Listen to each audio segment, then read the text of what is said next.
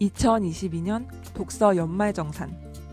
한 해 동안 읽은 소설 중에서 베스트 3를 꼽아봅니다. 안녕하세요, 하루입니다. 올해도 독서 연말정산 시간이 돌아왔습니다. 2022년은 블렛저널 형식을 활용해서 리딩저널이라는 이름으로 1년 동안의 독서 생활을 차곡차곡 기록하는 데 성공했어요.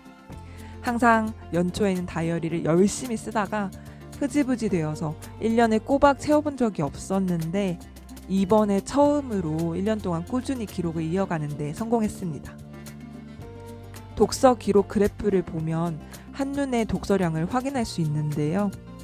1월부터 12월까지 총 247권을 읽었어요. 그 중에서도 소설 분야는 114권을 읽었습니다. 매년 해왔던 것처럼 토너먼트 방식으로 2022년 올해의 소설 베스트 3를 꼽아볼게요. 114권의 소설책을 훑어보면서 기억에 남는 작품 22편을 후보로 추렸습니다. 두 편의 작품이 맞붙었을 때 어느 쪽을 선택할지 판단하는 기준은 제 마음대로 이렇게 정해봤어요. 첫째, 재미와 공감의 정도. 둘째, 영감과 자극의 정도. 셋째, 다시 읽을 마음이 드는지. 이렇게 세 가지 기준을 순서대로 생각하면서 조금이라도 더 끌리는 쪽에 손을 들어주려고 해요. 두 권을 연속으로 꺾을 경우 결승 후보로 진출합니다. 모든 리뷰가 그렇듯이 이것도 정말 지극히 개인적인, 어쩌면 순간의 감정이 가장 많이 좌지우지하는 감상이라는 걸 감안하고 봐주세요. 그럼 2022년 독서 연말정산 올해의 소설책 후보들을 만나볼까요? 첫 번째로 맞붙을 책은 아무것도 아니라고 잘라 말하기와 워싱턴 블랙입니다. 두 작품 중에서 재미와 공감을 더 많이 느꼈던 쪽은 워싱턴 블랙이었어요. 이 책은 1800년대 후반 그림의 천부적인 재능을 타고난 노예 워싱턴 블랙이 과학에 관심이 많은 주인 티치에 의해 농장을 탈출하면서 이야기가 시작됩니다. 노예 제도를 둘러싼 사회적 갈등이 고조되던 시기를 배경으로 그림과 과학에 뛰어난 워싱턴 블랙이 세계를 여행하는 과정이 흥미진진해서 재미가 있었어요. 80일간의 세계 일주, 로빈슨 크루소, 프랑켄슈타인 같은 작품들이 오버랩되어서 비교하면서 읽는 재미도 있었고요. 반면에 영감과 자극을 더 많이 주었던 쪽은 아무것도 아니라고 잘라 말하기였습니다. 임소라 작가의 단편 소설집인데요. 2022년 1월에 읽은 책인데도 아직까지 좋았다는 기억이 생생하게 남아있어요. 실려있는 작품들을 읽으면서 간신히 버티거나 애쓰는 인물을 통해 위로를 건넨다고 느꼈어요. 이야기를 통해 느낀 온기가 다른 책을 읽을 때도 생각날 때가 있었고요. 두 작품 중에서 다시 읽고 싶은 작품을 고민하자면 아무것도 아니라고 잘라 말하기에 한 표 던지겠습니다. 하얀 표지 때문인지 한겨울에 읽었던 기억 때문인지 겨울과 잘 어울리는 소설이라는 생각이 들어서 이번 겨울에도 읽고 임소라 작가만의 방식으로 건네는 위로를 다시 한번 곱씹어보고 싶어요. 다음으로 붙을 작품은 어슐러 르긴의 어둠의 왼손입니다. 두 작품을 나란히 놓고 보면 재미와 공감을 더 많이 느낀 것은 아무것도 아니라고 잘라 말하기였어요. 사실 어둠의 왼손은 재미보다는 영감과 자극 면에서 압도적이었어요. 어슐러 르긴은 SF 작가이지만 장르를 넘어선 문학계의 거장으로 손꼽히는 작가인데요. 이 책은 무려 40년 전에 발표된 작품입니다. 어둠의 왼손은 지구가 아닌 게센이라는 가상의 행성에서 일어나는 권력 다툼을 다루고 있어요. 책을 읽으며 가장 놀라웠던 것은 게센인들은 자신이 원하는 때에 남성 혹은 여성 되기를 선택할 수 있다는 점이었어요. 놀라운 설정과 디테일한 감정선, 깊은 사유가 드러나는 대화를 통해서 중요한 질문을 던지고 고민할 수 있게 만드는 책이었어요. 저는 이 책을 읽고 SF 작품을 읽는 중요한 의미를 찾았고 이후 SF 소설 읽기 모임을 만들고 책 읽기를 이어갔기 때문에 작년에 독서 생활에 큰 영감을 준 책이라고 할 수 있어요. 그럼에도 불구하고 둘 중에서 다시 읽을 마음이 더 강하게 드는 것을 고르라면 아무것도 아니라고 잘라 말하기를 선택할게요. 어둠의 왼손을 읽고 엄청 큰 영향을 받은 것은 맞지만 지금 어떤 책을 다시 읽을래? 라고 묻는다면 일상과 조금 더 닮은 인물과 이야기들이 나오는 책을 선택할 것 같습니다. 두 권을 꺾은 아무것도 아니라고 잘라 말하기는 결승 후보로 올라갑니다. 다음으로 맞붙을 책은 디디의 우산과 유령의 마음으로입니다. 두 작품이 저에게는 완전 다른 이미지로 남아있어요.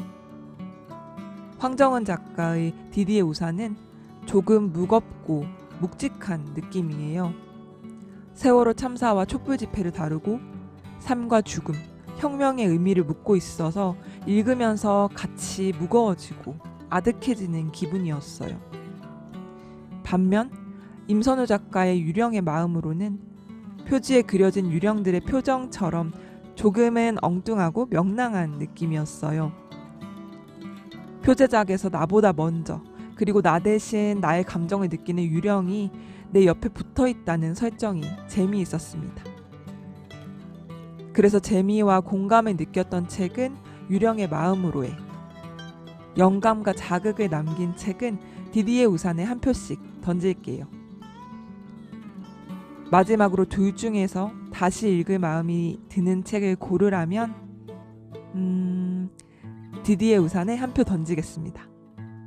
사실 디디의 우산은 읽었을 때부터 한 번 더 읽고 싶다고 생각했었어요.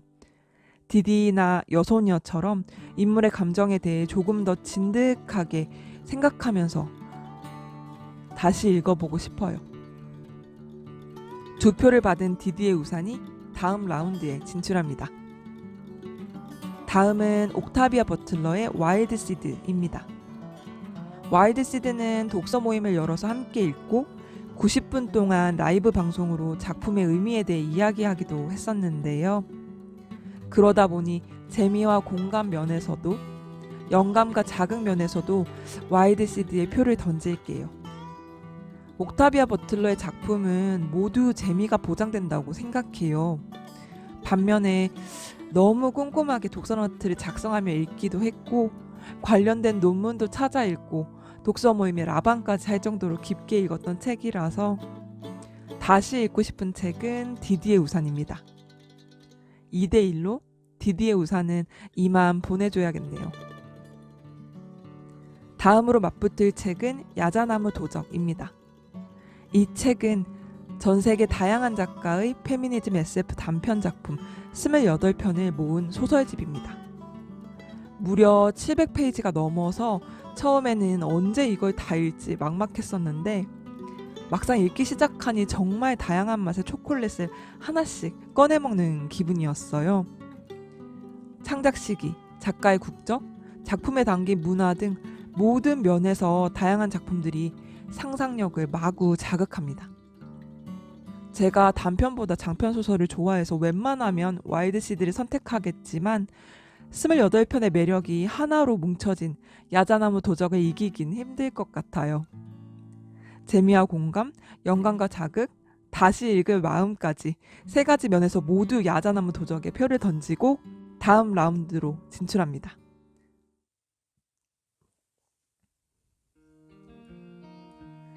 야자나무 도적과 맞붙을 책은 서 있는 여자입니다. 10월 독서실 라방에서 읽었던 박완서 작가의 장편소설인데요. 야자나무 도적이 다양한 국가와 문화, 상상력을 발휘한 가상세계를 배경으로 하는 이야기들의 향연이라면 이 책은 그야말로 지극히 한국적인 한국의 현실과 착 달라붙어 있는 이야기예요. 그래서 재미와 공감 면에서는 서 있는 여자에 한 표를 던질게요. 영감과 자극 면에선 그래도 야자나무 도적에 한 표를 던지고 마지막으로 둘 중에서 다시 읽고 싶은 책을 정한다면 야자나무 도적을 선택하겠습니다. 두 권을 연속으로 꺾은 야자나무 도적은 자동으로 결승 후보에 진출합니다. 다음은 솔라리스와 절연의 대결이네요. 솔라리스는 스타니스와프 렘이라는 세계적인 SF 작가의 대표작이에요. 우주 정거장에 파견된 과학자 크리스 켈빈의 시선에 따라 의문의 사건을 목격하고 파헤치는 이야기입니다. 솔라리스는 행성의 이름이기도 하지만 단순히 공간을 의미하는 것이 아니라 스스로 사고하고 행동하는 힘을 가진 존재처럼 묘사되어요. 솔라리스는 우주 정거장에 머무는 모든 인간에게 각기 다른 손님을 보내는데요.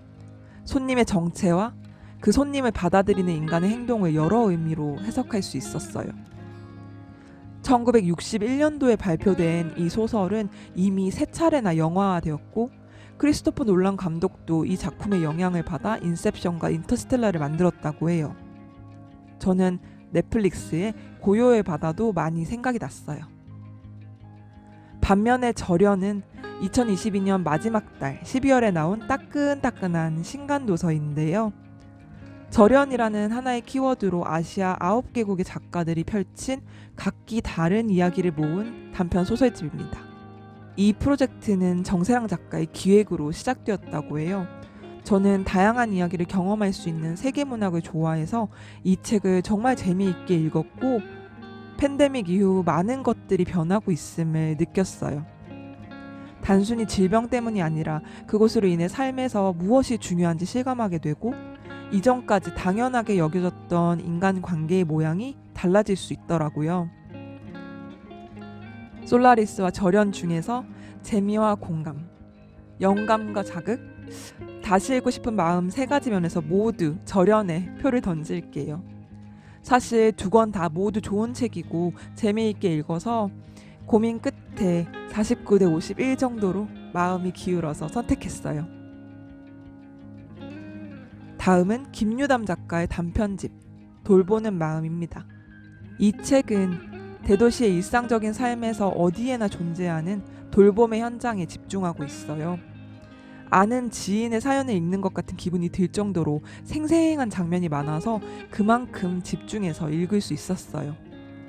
그렇지만 절연에 실려있는 9편의 단편이 이야기마다 다른 매력을 지니고 있어서 더 흥미로웠기 때문에 재미와 공감, 영감과 자극, 다시 읽고 싶은 마음 3가지 면에서 모두 절연에 표를 던질게요. 2권을 연속으로 꺾어서 이 책도 결승 후보로 올라갑니다. 다음은 줄리아나 도쿄, 그리고 나를 마릴린 먼로라고 하자입니다. 이럴 수가. 한정연 작가님의 작품이 맞붙었네요. 나를 마릴린 먼로라고 하자는 4월 독서실 라방에서 읽었던 책이기도 합니다. 이 책을 먼저 읽고 한정연 작가의 세계가 더 궁금해서 줄리아나 도쿄를 구해 읽었어요. 2권 모두 역사적인 조사를 기반으로 하고 아픔과 고통을 지닌 인물들이 서로를 발견하고 연대해 간다는 공통점이 있어요. 개인적으로는 2권 중에서 줄리아나 도쿄가 더 오래 여운이 남아서 다음 라운드로 진출합니다. 한정연 작가의 줄리아나 도쿄와 맞붙은 책은 윤고은 작가의 밤의 여행자들입니다. 완전 다른 매력을 지닌 책이 나왔네요. 2 작품이 모두 사회 문제를 이야기하고 있지만 줄리아나 도쿄가 영화 조제 호랑이 그리고 물고기들, 백만앵걸 스즈코 같은 느낌이라면 밤의 여행자들은 영화 트루먼 쇼, 괴물 같은 느낌이에요. 재난을 경험하는 여행 상품을 기획하는 주인공 고요나가 베트남 무인해를 연상시키는 무이라는 가상지역에 고립되어 거대한 재난 프로젝트에 휘말립니다. 다크투어의 끝판왕처럼 보이는 이야기 속에 현실과 닮은 부분들이 있어서 섬뜩했고 이 책을 읽고 독서 모임에서 많은 이야기를 나눈 것도 인상적이었어요. 다시 읽고 싶은 마음이 드는 건 줄리아나 도쿄 쪽이지만 재미와 공감, 영감과 자극 면에선 밤의 여행자들의 표를 던지겠습니다.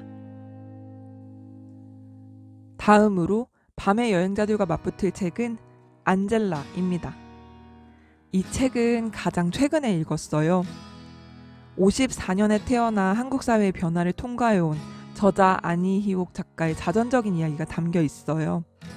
박설현 작가가 추천사에서 다른 곳에서 마주쳤더라면 무심코 선생님이나 할머니라 했을 텐데 안젤라를 다 읽고 나니 선배님이라고 부르고 싶다는 말에 공감했어요. 두 권의 책을 비교하자면 재미와 공감 면에서는 밤의 여행자들의 한 표를, 영감과 자극 면에서는 안젤라의 한 표를 주고 싶어요. 두 권 중에서 다시 읽고 싶은 마음이 드는 것은 밤의 여행자들로 하겠습니다. 두 권을 연속으로 꺾은 밤의 여행자들이 결승 후보로 진출합니다. 다음은 킨과 어둠의 속도입니다. 킨은 북리뷰 영상을 따로 올렸고 어둠의 속도는 독서 기록을 소개하면서 추천했던 책이에요. 그만큼 두 권 모두 인상 깊게 읽어서 한쪽을 선택하기 참 어렵네요. 재미와 공감 면에서는 아무래도 현대와 가까운 이야기를 하고 있는 어둠의 속도에 한 표를 던지겠습니다. 영감과 자극 면에서는 두 권 다 정말 좋은 자극을 주는 책이었는데요. 그래도 킨을 읽고 옥타비아 버틀러라는 작가를 알고 정주행을 시작했으니 킨에 한 표를 던질게요. 마지막으로 다시 읽고 싶은 마음이 드는 것은 어둠의 속도입니다. 어둠의 속도와 맞붙을 다음 책은 가녀장의 시대입니다. 이 책도 정말 재미있게 읽었어요. 11월 독서실 라방에서 이야기한 것처럼 가벼운 시트콤을 연속으로 정주행하는 것 같은 기분이 들어요. 그러면서도 이야기를 통해 가부장제 사회가 아닌 다른 모습의 사회를 상상할 수 있는 여지를 남기는 책이었습니다. 재미와 공감 면에서는 가녀장의 시대에 한 표를 던질게요. 그렇지만 영감과 자극, 다시 읽고 싶은 마음이 더 강하게 남는 건 어둠의 속도라서 2대1로 가녀장의 시대를 꺾고 결승에 진출합니다. 다음은 마음에 없는 소리와 버터가 나왔네요. 김지연 작가의 단편소설 모음집과 유즈키 아사코 작가의 장편소설이 맞붙었어요. 버터는 따로 북리뷰 영상을 올렸을 만큼 재미있고 인상 깊게 읽었고, 마음에 없는 소리는 2022년에 나온 한국 단편 소설집 중에서 5손가락에 꼽을 만한 책이라고 생각해요. 재미와 공감 면에서는 버터에 한 표를 던지고, 영감과 자극, 다시 읽고 싶은 마음이 드는 쪽은 마음에 없는 소리에 한 표를 던질게요. 다음은 빛을 거두면 빛이 나왔습니다. 성혜나 작가의 단편 소설집이에요. 이 책도 마음에 없는 소리와 함께 2022년에 나온 한국 단편 소설집 중에 5손가락에 꼽을 만한 책이라고 생각합니다. 말이 나온 김에 2022년에 나온 한국 단편 소설집 중에 개인적으로 다시 읽고 싶을 정도로 좋았던 책을 꼽자면 마음에 없는 소리, 빛을 거두면 빛, 그 고양이의 이름은 길다, 이효석 문학상 수상작품집 2022년, 이렇게 4편을 선택하겠습니다. 다시 올해의 소설 토너먼트로 돌아와서 마음에 없는 소리와 빛을 거두면 빛 사이에서 하나를 선택하는 일은 정말 어렵네요. 두 책은 닮은 듯 다른 결을 가지고 있고 비슷하게 좋았어요. 출판사의 소개글 중에서 공감 가는 문장을 빌려서 두 권의 책을 비교해보자면 마음에 없는 소리는 살아가는 일이 충분히 고된 인물들이 모욕과 추행과 폭력이 지나간 자리에도 여전히 삶을 향한 애정을 지켜내는 이야기들입니다. 빛을 거두면 빛은 서로 다른 세대와 소속, 신체적, 정신적 차이, 나아가 자신과 타인이라는 근본적인 경계에도 불구하고 편견과 오해를 넘어 서로를 올곧게 바라보려고 노력하는 인물들이 나옵니다. 영감과 자극 면에서는 두 권의 책이 비슷했지만 재미와 공감, 다시 읽고 싶은 마음이 기우는 것은 빛을 거두면 빛이에요. 마지막으로 남은 후보는 5번째 감각인데요. 더 이상 맞붙을 후보가 없기도 하고 두 권 모두 결승에 올라갈 만한 책이라고 생각해서 빛을 거두면 빛과 다섯 번째 감각은 둘 다 결승에 올리고 다른 작품들과 비교해 볼게요. 치열한 토너먼트를 뚫고 결승에 오른 작품은 이렇게 7권입니다. 언제나 그렇듯이 이렇게 올해의 책을 꼽는 토너먼트를 진행해서 결승 후보를 모아놓고 보면 한 해 동안 제가 어떤 방향으로 책을 읽어왔는지 돌아볼 수 있어요. 야자나무 도적과 어둠의 속도, 다섯 번째 감각은 모두 SF 소설이에요. 2022년 상반기에 어슐러 르긴의 책을 읽고 SF가 비현실의 설정을 빌려서 현실의 대안을 은유적으로 이야기하는 장르라는 걸 깨달았어요. 거기에 반해서 SF 소설을 본격적으로 읽기 시작해서 한 해 동안 좋은 작품들을 정말 많이 만났습니다. 사실 이 세 권 다 보석 같은 책이라고 생각해요. 베스트 3에 모두 들어가지는 않겠지만 상상력을 자극하면서 깊은 생각을 할 수 있는 소설을 읽고 싶은 분들에게는 추천합니다. 야자나무 도적과 다섯 번째 감각뿐만 아니라 아무것도 아니라고 잘라 말하기와 빛을 거두면 빛, 절연은 모두 단편소설 모음집입니다. 긴 호흡의 이야기를 읽는 것을 좋아하는데도 2022년에는 유독 인상 깊은 단편소설집을 많이 읽었네요. 7권의 후보 중에서 베스트 3를 꼽아볼게요. 지극히 주관적인 2022년 독서 연말정산, 그 끝판왕 베스트 3는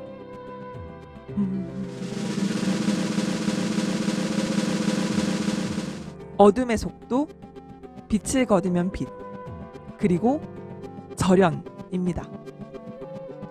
세계문학과 한국문학, 장편과 단편을 고르게 골라봤어요.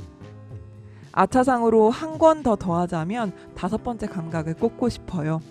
당연하게 생각했던 권위의 질서를 뒤집고 새로운 눈을 뜨게 해주는 작품들이 많아서 정말 좋았지만 이 책에 실려있는 단편 중에서 한두 편 정도는 조금 아쉬웠기 때문에 아쉽게 베스트 3에 꼽히지는 못했습니다. 랜덤 토너먼트로 달려본 2022년 올해의 소설 레이스, 재미있게 보셨나요? 토너먼트를 진행하면서 후보로 등장하는 작품들을 조금씩이라도 소개하려고 노력했습니다. 저와 독서 취향이 비슷한 분들에게는 매력적인 작품을 발견하는 기회가, 저와 독서 취향이 다른 분들에게는 도전해보고 싶은 책을 발견하는 기회가 되었으면 좋겠습니다. 2022년 베스트 소설로 꼽은 3권의 책은 다음 영상에서 자세히 소개할게요. 여러분은 2022년에 읽었던 소설책 중에 어떤 책이 가장 인상 깊으셨나요? 댓글에서 2022년 소설 베스트 3를 소개해주세요. 새로운 책 정보도 함께 얻고 책 이야기도 이어가요. 끝까지 시청해주셔서 감사합니다. 그럼 다음 영상에서 만나요.